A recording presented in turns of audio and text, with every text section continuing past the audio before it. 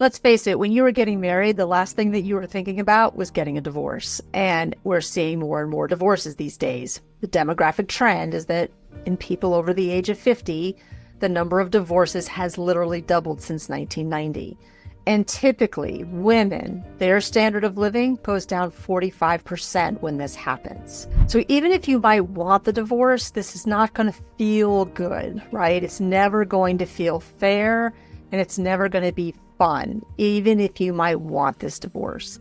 So I just have a couple of thoughts for you. The first one is that, yeah, it's never going to feel fair, this dividing of assets, but you can reach a place where you feel like you've gotten what you need and what you can live with, both literally and figuratively, and that's where you want to land. The second thing I want to say is that not all assets are created equal. There are some things that you might want to keep and some things you might not want to keep, and this idea that you want to keep the house is not necessarily in your best interest. So I highly recommend along those lines that you have your own attorney to guide you, even if you're doing mediation, and I think you should have your own financial advisor.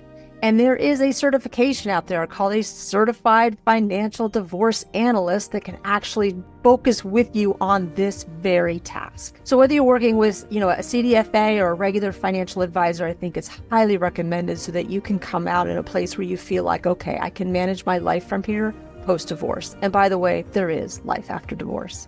I'm Jessica Lanning. Lanning Does Planning.